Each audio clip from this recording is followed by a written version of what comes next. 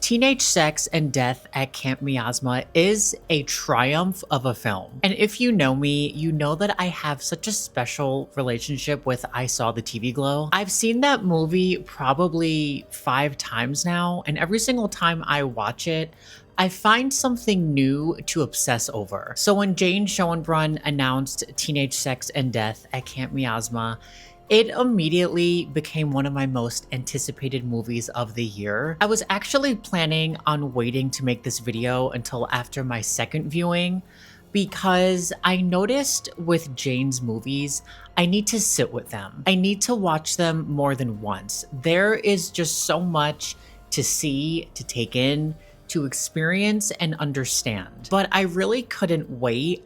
So this is gonna be more of like a first reaction review because I have a feeling this is one of those movies I'm gonna be thinking about for a really long time because, oh my God, I adore this movie. Obviously, I'm familiar with Hannah Einbinder and Gillian Anderson, even though I've never actually watched Hacks or The X-Files, but I knew who they were. I was familiar with their work, and I was incredibly excited that they were going to be a part of this movie. And I was just completely wowed by the both of them. I've been following Hannah for a while, and I really love her personality.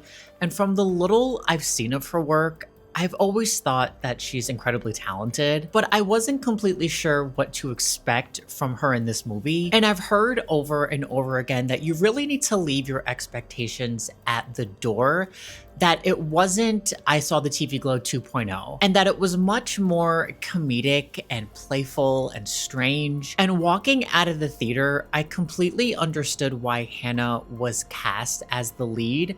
She is so perfect in this movie. She's really funny and awkward and relatable, and her comedic timing is so incredible. But what really surprised me were the more serious moments when the movie asks her to drop the comedy and actually sit in something emotional or uncomfortable, and she completely delivers. I genuinely cannot imagine anyone else playing this character. And then of course there's Gillian Anderson. She is an icon. And I'm also familiar with her writing and advocacy around sex and sexuality.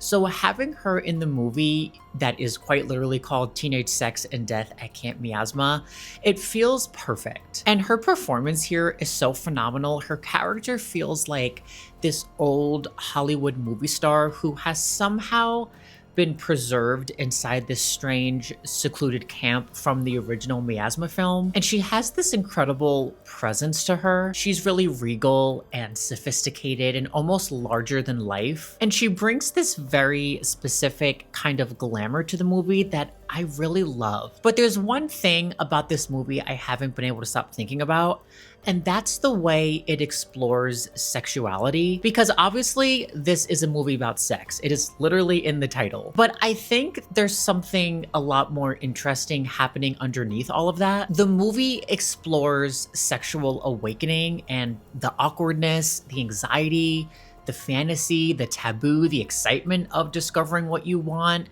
and also figuring out what sexuality even means to you. And as a trans person, I found that really fascinating because there is something very specific about discovering your sexuality while you're also discovering yourself. And for a lot of trans people, those things can feel incredibly intertwined. You're not necessarily just figuring out what you're attracted to, you're also figuring out how you want to be seen, how you want to exist in your body, what makes you feel desirable, what makes you feel comfortable, and what sexuality even looks like for you after you've spent so much time questioning your identity. And I really loved that this movie doesn't treat sex as something shameful or something that needs to be neatly understood. It's messy and it's awkward and it's also horny and exciting, but also uncomfortable. And I think that that's kind of the point. And I also love how it connects sexuality to the horror genre because sex and horror have always been intertwined. Horror is constantly playing with desire and repression and shame, fantasy, and the fear of losing control. And Jane Schoenbrun takes all of that and turns it into this completely bizarre, surreal fever dream. But underneath all of the blood, sex, comedy, and absurdity, I think there's something genuinely beautiful about a movie saying that figuring yourself out can be messy, and that's okay. And as someone who has spent a lot of time figuring myself out, that really resonated with me. And I think that's what makes the movie's relationship with horror really interesting. This movie is very clearly in conversation with the horror movies that came before it. You have Sleepaway Camp, A Nightmare on Elm Street, Friday the 13th, movies that are quite literally referenced throughout the film. But you don't just see the references, you can feel the love for these movies. And that's something that really resonated with me because I grew up watching horror at a really young age. Horror was an escape for me. It was something that made me feel comfortable and understood. And there's something incredibly nostalgic about seeing a movie that loves the genre this much. Jane doesn't just recreate those movies. They take the slasher genre and completely flip it on its head. And somehow all of these ideas about sex and identity and fantasy, horror and adolescence coexist without the movie ever feeling like it's just simply trying to make a point. It's really funny, it's uncomfortable, it's horny, it's surreal, and it's also beautiful. And then there's also the visuals. And honestly, this is probably the other thing that just completely blew me away. And that's probably not a surprise if you've seen Jane's work. Every frame in this movie, it feels so well thought out. Every color, every set, every piece of production design, it feels so intentional. I was already blown away by that behind the scenes clip of the glass painted snow-capped mountains that they created for the movie, because when you see the finished film,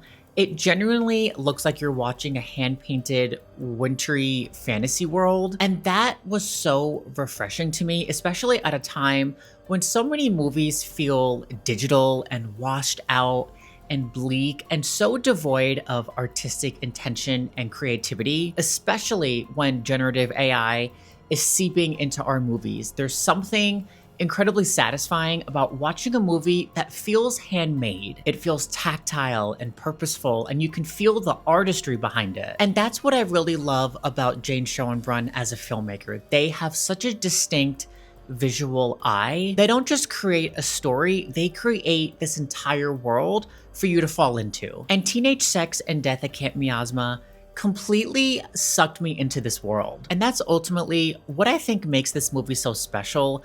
It feels like a movie made by someone who genuinely loves movies. It's not afraid to be strange, horny, funny, beautiful, theatrical, or completely sincere. And I know I haven't even scratched the surface of everything this movie is doing, and that's exactly why I have to see it again. There is just so much here that I have to unpack. So don't go into this film expecting another I Saw the TV Glow.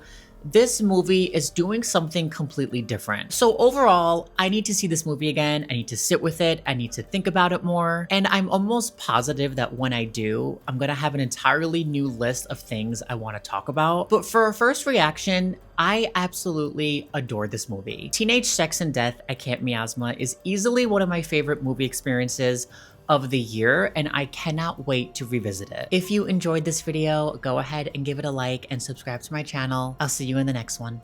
Bye.